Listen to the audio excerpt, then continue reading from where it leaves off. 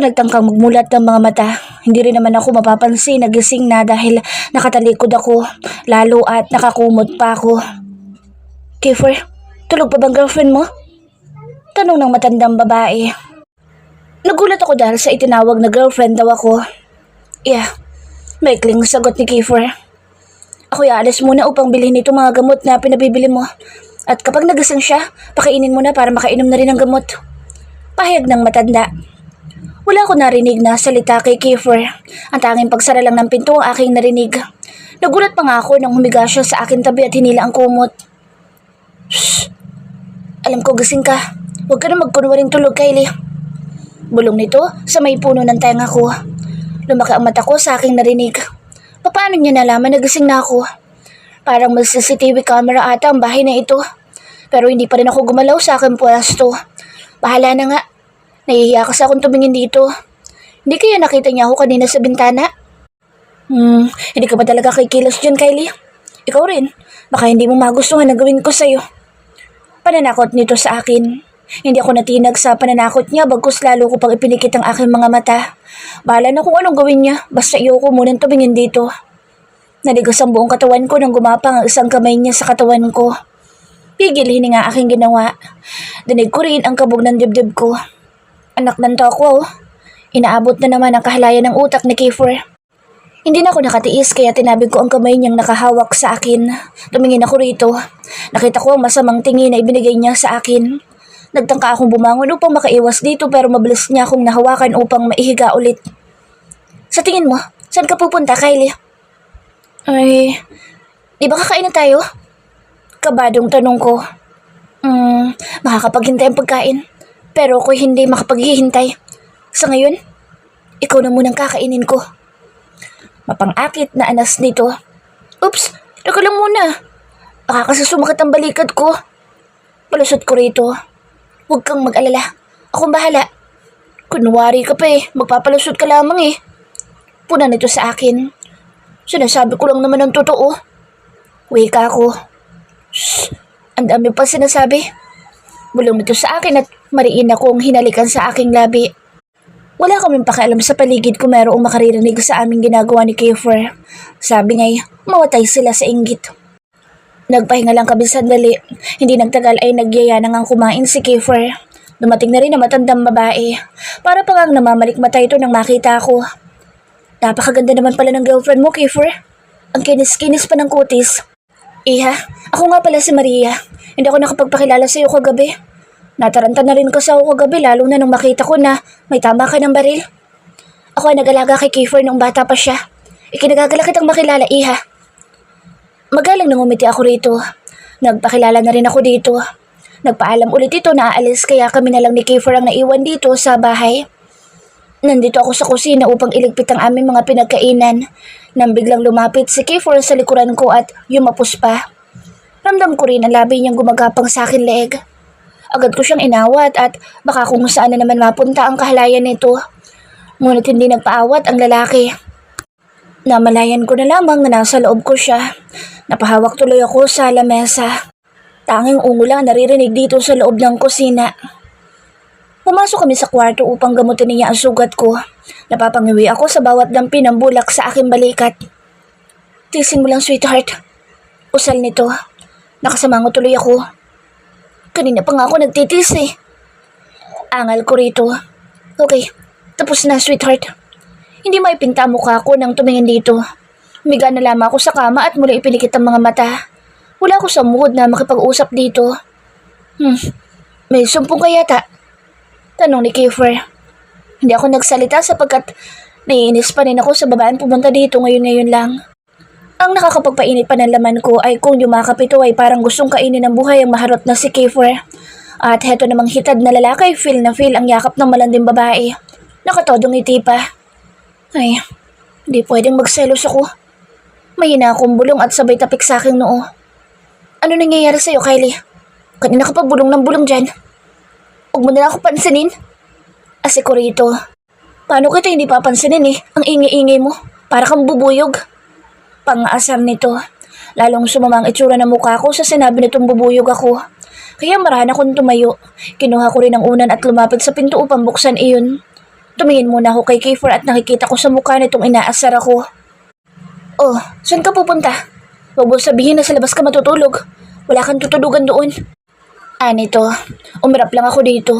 Mabilis na kumilos ang kamay ko sabay hampas ng unan sa mukha niyang mapang-asar na ikinagulat naman ni Kiefer. Shit! Sagaw nito nang tumama sa mukha niyang unan. Shit! Shitin mo mukha mo! Balik na sagot ko rito at nagtatakbo palabas ng bahay. Kylie! Pagtawag nito sa akin, tumawa lang ako ng malakas na alam kong narinig ni Kiefer. Oh, Iha, ano nangyayari sa'yo? Tanong ni Aling Maria. Wala po, may ginantihan lang po ako ng isang tao. Mag-iingat kayo. Sana'y bumalik ulit kayo rito. Wika ni Aling Maria. Ngayon ang araw na babalik na kami sa hideout ni Kiefer. Nagtataka ako dahil sa aking pagkakaalam ay pinasabog na iyon ng mga kalaban nito. Sa totoo lang ay wala akong alam sa pagkatao ni Kiefer. Hindi ko nga alam kung masamang tao ba ito o isang drug lord o baka isang killer. Lalo na't nakikita kong marami siyang kalaban. Sa tingin ko ay gusto siyang ipatumba. Nag-iisip tuloy ako kung nasa mabuti ba akong kamay. Napabuntong hininga na lamang ako dahil sa dami ng agam-agam sa aking dibdib. Lumapit sa akin si Aling Maria. Sana'y pakamahalin mo si Kiefer. At kung ano man ang malaman mo sa kanya, sana'y tanggapin mo pa rin siya ng buong puso. Para sa akin, ay isa siyang mabuting tao. May huwagang pahayag ni Aling Maria. Sisikapin ko pong sundin ang biling niyo. Wika ko rito. Tumango sa akin na matanda at muling tinitigan ang mukha ko. Napakaganda mo, Kylie. Totoong magkamukha nga kayo. Pero sa ugali, magkaiba. Nito. Kumunot noo ako sa sinabi nito. Sino pong kamukha ko? May pagtatakang tanong ko. Balang araw ay malalaman mo rin, Iha. Ang tanging hiling ko sa'yo ay huwag mong tingnan kung anong nakaraan at pakinggan mo ang sasabihin niya. Hindi ko matukoy kung anong sinasabi ni Aling Maria, kaya tumango na lamang ako rito. Nagyaya na rin umalis si Kiefer. Kumuhay pa nga ako sa matanda bago umalis. Kahit saglit ko lamang siyang nakasama ay napakabait niya sa akin. Yun nga lang, wala pa itong asawa. Nakakatuwa lang dahil binibigyan pala ito ni Kiefer ng allowance kahit hindi na ito nagtatrabaho sa mansyon. Mahaba rin ang biyahe namin bago kami tumigil sa isang mataas na gate. Kanino kaya to? Bulong ko. Bumukas ang gate at pumasok kami sa loob. Napawawa ko.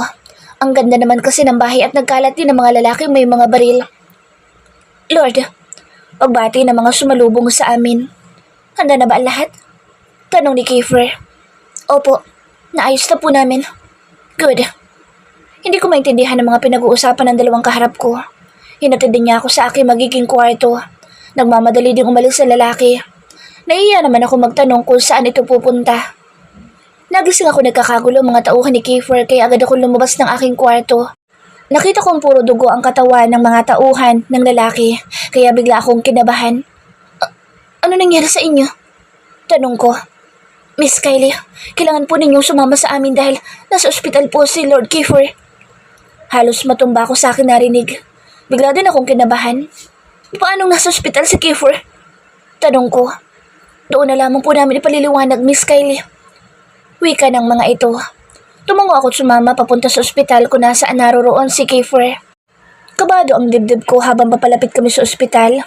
Sana'y maayos lamang ito. Napansin ko agad ang bulto ni Linda.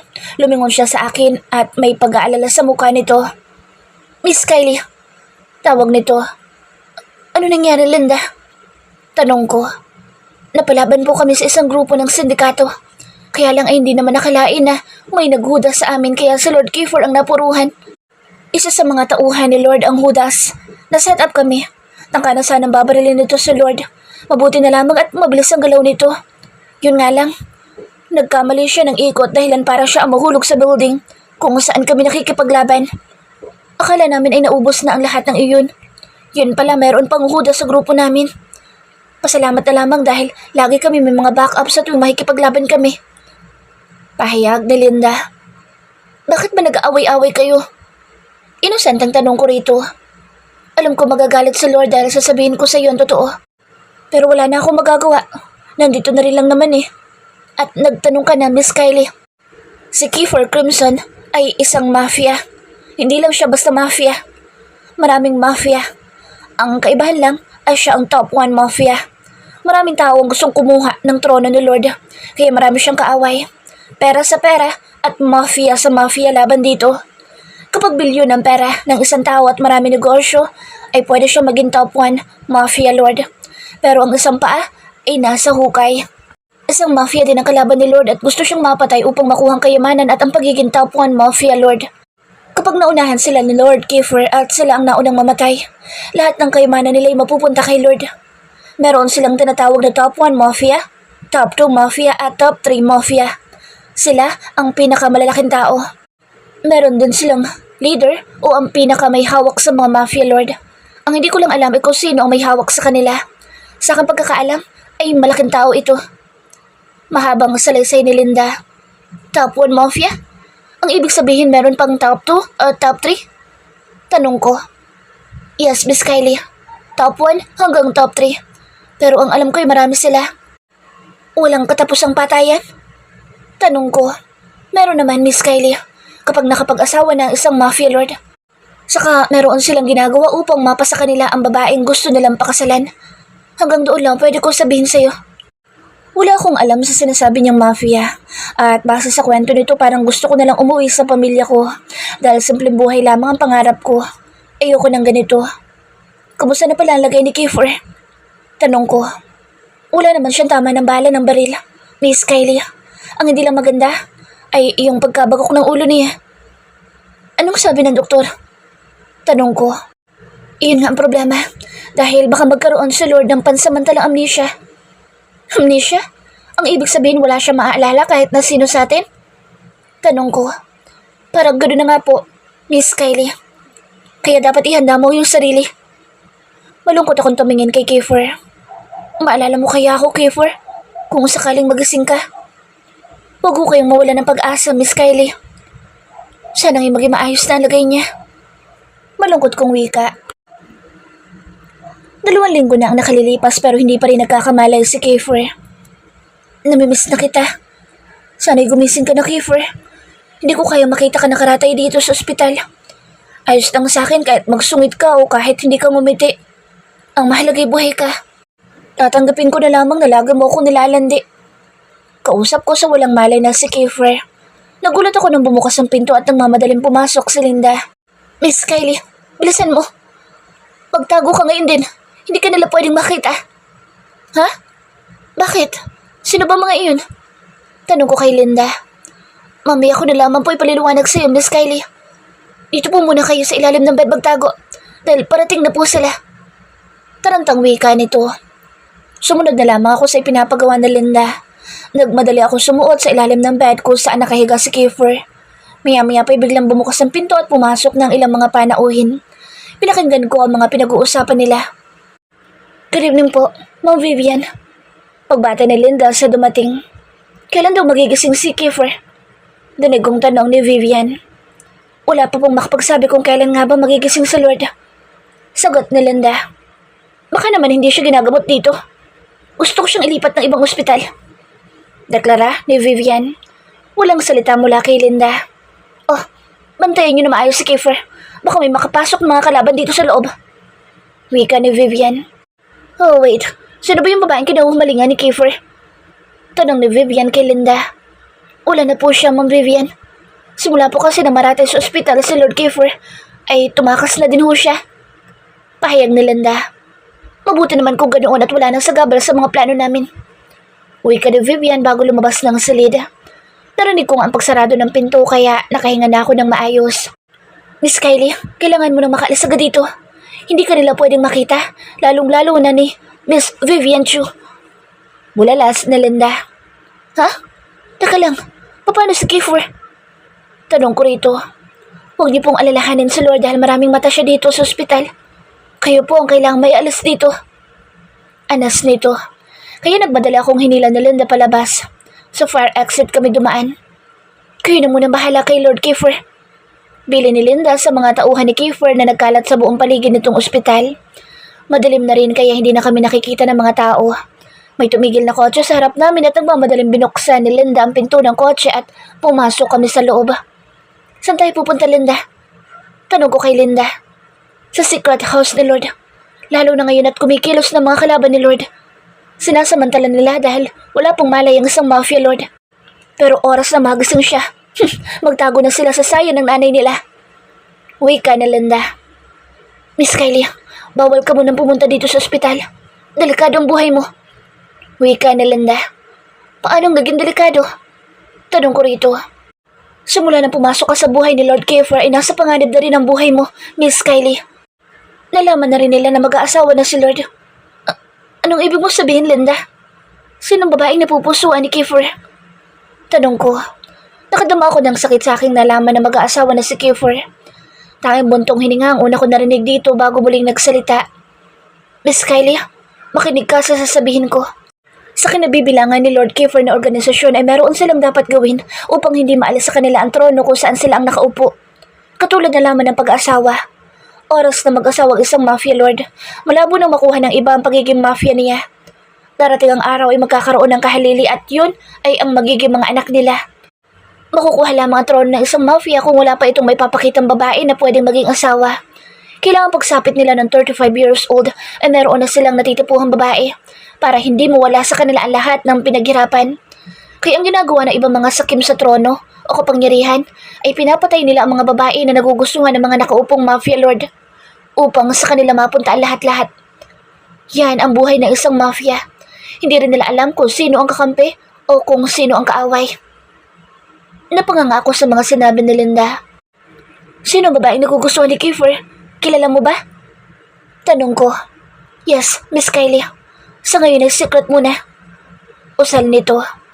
Pinigil kong huwag maluha. Alam ko naman na hindi ako ang babaeng iyon. Wala ako sa kalingkingan ng mga babaeng tipo ni Kiefer. Siguro ipangkama lamang ako.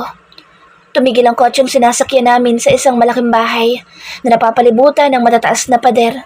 Hindi rin basta-basta nakakapasok dito dahil meron ito mga basag na bubog na nakadikit sa pader. Ganon din sa taas. Ihahatid ko po kayo sa magiging kwarto niyo upang makapagpahinga na. Huwag kayong mag-alala dahil safe po ang lugar na ito. Iilang tao lamang nakakaalam nito at kahit si Lucy ay hindi niya alam ang lugar na ito. Dahil una pa lang ay masama na ang kutob sa kanya ni Lord. Tumango ako rito. Linda, gusto ko sana makausap ang pamilya ko. Baka nag-aalala na sila sa akin. Huwag mo silang alalahanin, Miss Kylie. Nasa maayos na lugar sila at safe. Si Lord Kiefer ang nag-utos na ilagay sila sa isang safe na lugar.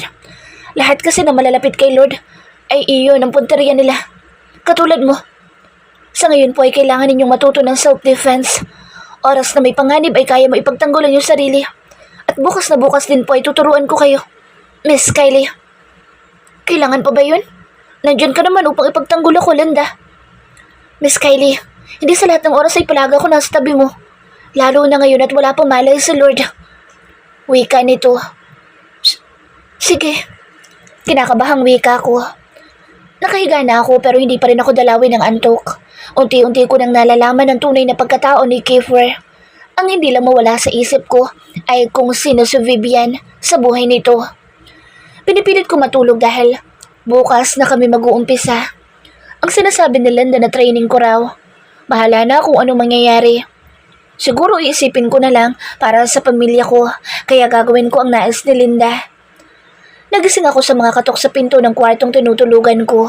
Hindi ko nga sana bubuksan ang pinto dahil antok pa talaga ako kaso makulit ang taong kumakatok.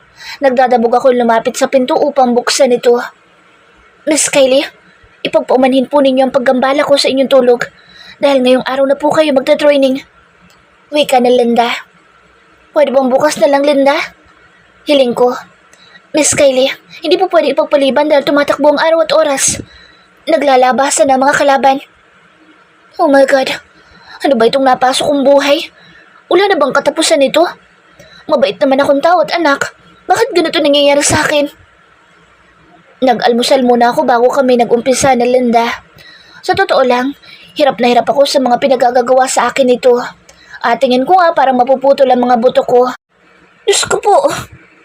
Gayahin mo lang ako, Miss Kylie. Basic pa lang po yan. Wika nito. Wow, basic pa lang ito. Pero hirap na ako. Bugbog ng katawan ko. Reklamo ko. Sa umpisa lang po yan, Miss Kylie. Masasanay ka rin po.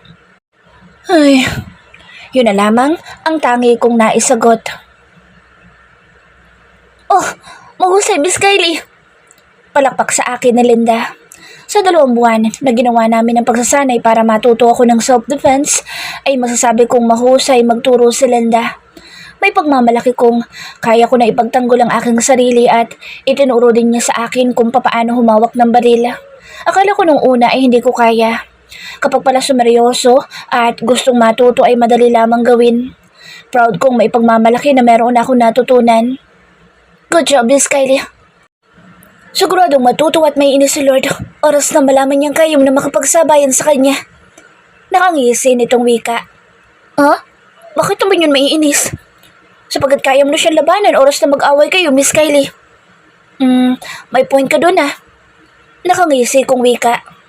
Sigurado din po na magagalit yun sa akin. Oras na malaman niyang tinuruan kita, Miss Kylie. Wika nito. Tumawa ako sa mga sinasabi nito. Magpahinga po muna kayo, Miss Kylie. Wika nito. Biglang pumasok sa isip ko ang kalagayan ni Kiefer. Napag-alaman kong nagkamalay na ito. Ang masaklap ay hindi ako maalala. Ang tanging natatandaan lang ay si Vivian. Nalaman ko rin na dating ex-girlfriend nito, si Vivian. Kaya lang ay masyadong malandi ang babae. Sapagkat hindi pa nakontento sa lalaki at umanap pa ng iba. Ang masaklap lang ay mayroong asawa yung lalaking ipinalit niya. Kaya naging role ni Vivian ay isang kabit lang. Ngayon ay nagbabalak bumalik muli kay Kiefer dahil wala nang sumusuporta sa mga bisyo nito. Kaya sinasamantala ang kawalan ng alaala ni Kiefer. Pero malakas ang kutob na Linda na kalaban din sa Vivian. Bigla kasi itong sumulpot sa ospital nang mawala ang alaala ni Kiefer. Hanga rin talaga ako kay Linda dahil ang lakas ng pakiramdam nito sa isang tao. Akala ko nung una ay masungit ito lalo at laging kasama nito si Lucy. Yun pala'y nagmamatsyag lamang ito sa mga galaw ni Lucy. Kailangan ko munang magpahinga dahil halos maghapon kami nagsanay. Umalis din naman agad si Linda pagkatapos namin magsanay. Siguradong magpaplano ito para sa mga kalabang umatake sa kanila. Sa totoo lang nagtatampo pa rin ako sa lalaki dahil ako lang ang bukod tanging hindi nito maalala. Mukha nga yatang wala akong pag-asa sa lalaki. At ang gusto lang nito sa akin ay parausan. Napatigil ako sa aking pag-iisip na may kumatok sa labas ng pinto ko. Kaya agad ko iyong binuksan. Good evening po, Miss Kylie. Pagbati sa akin ni Linda. Mukhang busy ka maghapon kaya ngayon ka lang nagpakita sa akin ah. Anas ko. Ipagpaumanhin po ninyo, Miss Kylie. May mga inaskaso lamang po ako. Wika nitong may paumanhin. Ano ka ba? Ayos lang yun. Nagtataka lang ako dahil hindi kita nakita maghapon. Pinatawag po kasi kami ni Lord. May mahalaga lamang po siyang sinabi sa amin, Miss Kylie. Wika nito. Parang tubalo ng puso ko nang marinig ko ang pangalang binanggit ni Linda. Labis ko nang namimiss ang lalaki. Hindi pa ba nakakaalala si Kiefer? Tanong ko dito. Malungkot na umiling si Linda. Huwag po kayong mag-alala, Miss Kylie, dahil darating ang araw makakaalalang muli si Lord. Sana nga, Linda. Malungkot akong tumingin sa babae. Miss Kylie, gusto mo bang makita si Lord? Tanong nito. Biglang nagliwanag ang mukha ko sa sinabi niya. Parang gusto kong magtatalon sa tuwa. Pero baka po mahirapan kayo oras na sumang-ayon kayo sa aking plano. Pahayag nito. Ano bang plano mo? Tanong ko. Ngumiti siya sa akin nang nakakaloko. Kung gusto mo talagang maalala ka ni Lord, mag-apply ka bilang nurse niya. Nakangiti nitong wika. Bakit nurse? Wala akong alam sa pagiging nurse. Pahayag ko. Mapag-aaralan yan, Miss Kylie. Wala ka naman ibang gagawin doon kundi ipaalala mga gamot na dapat ay mainom ni Lord. Ano, payag ka ba, Miss Kylie? Para maayos ko ng mga papel na ipakikita ko kay Lord Kiefer. Babaguhin natin ang pangalan mo at ang itsura mo. Nakangising wika nito. Nick, paano ako makikilala kung babaguhin mo lahat sa akin? Nagmamaktol na usal ko. Miss Kylie, para din sa iyo ito kaya babaguhin natin ang itsura mo. Dahil maraming kalaban ngayon sa mansyon. Kahit nasabihin pang kaya mo na ipagtanggol ang sarili mo, pero ang mga kalaban ay traidor. Hindi sila lumalaban ng patas at kung umatake ay patalikod. Wika nito. Sige, kung anong nararapat. Sagot ko. Huwag kang mag-alala, Miss Kylie. Kahit nabaguhin pa natin ang itsura mo, kung talagang kayo ni Lord ang para sa isa't isa ay kayo talaga. Kahit na marami pang humadlang sa inyo. Pangaasar nito. Malabo naman yung sinasabi mo, Linda. Minsan po ang malabo ay nagiging malinaw, Miss Kylie. Tumawa lang ako sa sinabi niya. Umalis na rin siya sa harapan ko.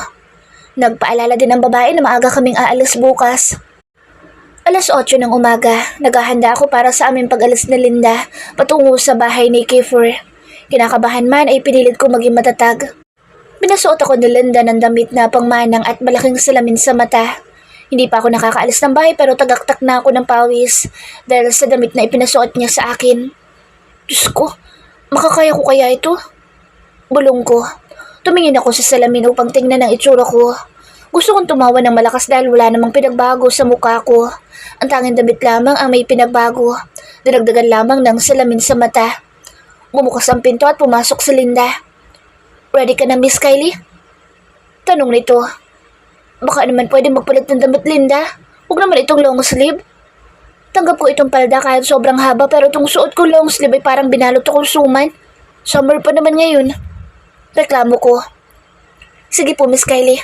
Kahit mag-t-shirt na lamang po kayo. Wika nito.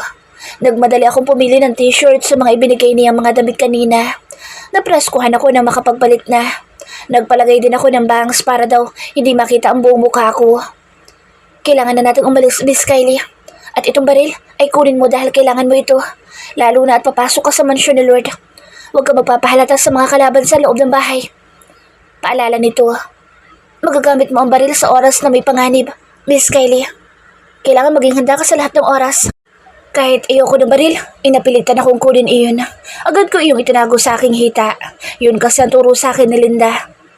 Lagi ka mag-iingat, Miss Kylie. Pero alam kong hindi ka pababayaan niya. Makahulugan at pabulong din ang pagkakasabi. Napakunot ang noo ko dahil biglang humina ang boss niya. Pero kahit papaano'y, narinig ko pa rin iyon. Sino kayang sinasabi ni Linda? Tanong ko sa aking isipan. Muling nagsalita ang babae. Si Lord ang mag-i-interview sa lahat ng aplikante kaya wag na wag kang kakabahan sa harapan niya, Miss Kylie.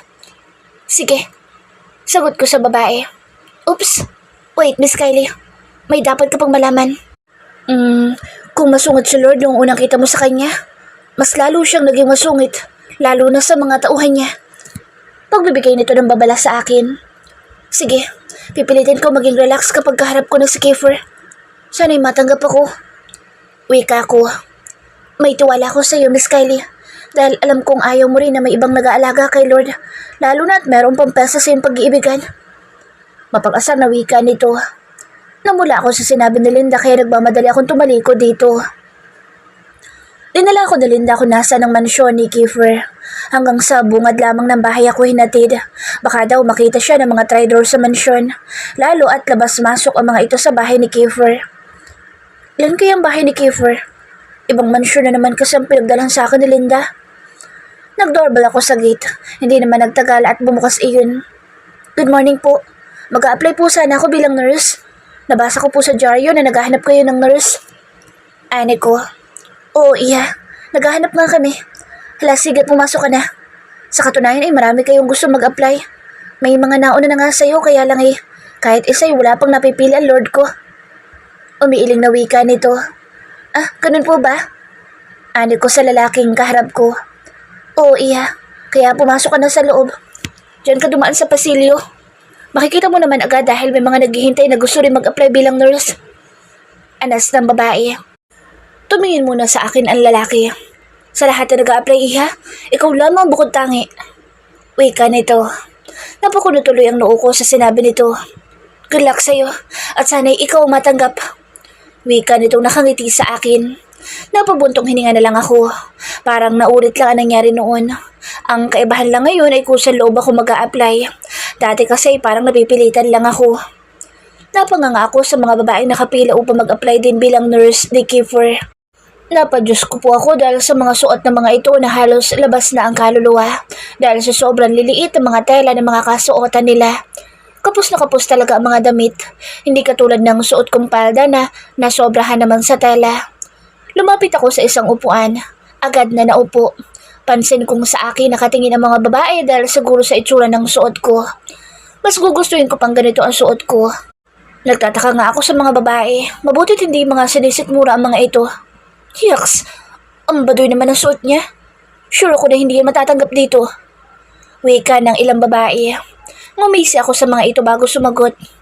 Kayo naman, daig niyo pa ang pokpok sa bar. Malditang wika ako sa mga ito. Nakita ko lalong sumama ang timpla ng mga mukha ng mga babae. Parang gusto akong ihagis papalabas ng gate. May lumapit sa aming isang babae at isa-isang kinuha ang aming mga resume. Nagdarasal ako na sana'y matanggap ako dahil gusto ko ring makasama si Kiefer at sana lang ay maalala din niya ako. Isa-isang tinawag ang lahat ng aplikante. Tumaas ang kilay ko. Nang lumabas ang babae at parang gustong maiyak. Ano kaya nangyayari sa loob? May pagtataka na tanong ko sa aking isipan. Next! Sigaw ng babaeng kumuha sa aming mga resume. Sobrang kaba ang nararamdaman ko dahil malapit na akong tawagin. Bakit parang wala man lang napili sa mga naunang aplikante? Lumabas muli ang isang babaeng nauna sa akin. Nakita ko itong umiiyak at nagmamadaling lumabas. Kinakabahan akong tumayo dahil alam kong ako na ang tatawagin. Next! Sigaw ulit. Nanginginig ang mga tuhod na humakbang ako papalapit sa isang silid. Parang may nararamdaman ako sa loob ng dibdib ko. Miss, pumasok ka na sa loob. Sana ikaw na makuha upang maging nurse ni Lord dahil naririndi na ang tainga ko sa araw-araw na pag-iingay ng babaeng aplikante. Irritableng wika nito. Ngumiti ako rito ng alanganin. Wala kasi akong masabi sa ipinahayag nito. Lumakad na lamang ako patungo sa silid kung nasaan nandoon si Kiefer. Pagbukas ko ng pinto, ay nakita ko agad ang mga gamit na sadyang mamahalin at nakakatakot din itong hawakan. Pumasok muli ako sa sunod na silid. Malawak ito. Tumingin din ako sa lalaki na kaharap sa bintana. Nakita ko siyang nagsisigarilyo at mukhang malalim ang kanyang iniisip. Hindi kasi niya namalayan ang pagpasok ko. Good. Hindi ko na natapos ang aking sasabihin sapagkat nagsalita na ang lalaki. Pero nakatalikod pa rin siya sa akin. Pwede ka na lumabas. Maotoridad na utos nito. What? Gulat at pagkabigla ko. Napalingon tuloy ang lalaki sa akin sinabi. Madilim ang mukha na humarap siya. Tila gusto ko sakalin. Bingi ka ba? Pabuliyaw na tanong nito. Pero hindi mo pa nga ako ini-interview. Inis na wika ako. Hindi na kailangan.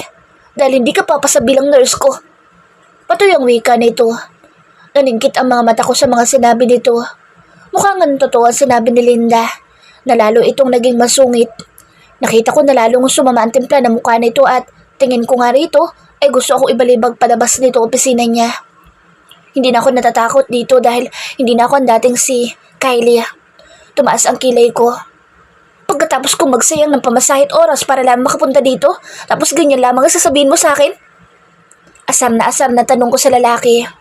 Nalilisik ang mata niya at anumang oras ay pwede niya na akong sakalin pero nagpatuloy pa rin ako sa aking pagsasalita. Okay lamang sa akin dahil hindi rin kita gusto na maging amo. Mukha kang kulugo, visit ka. Saka hindi lamang ikaw pwede kong maging amo, no? Sigaw ko rito.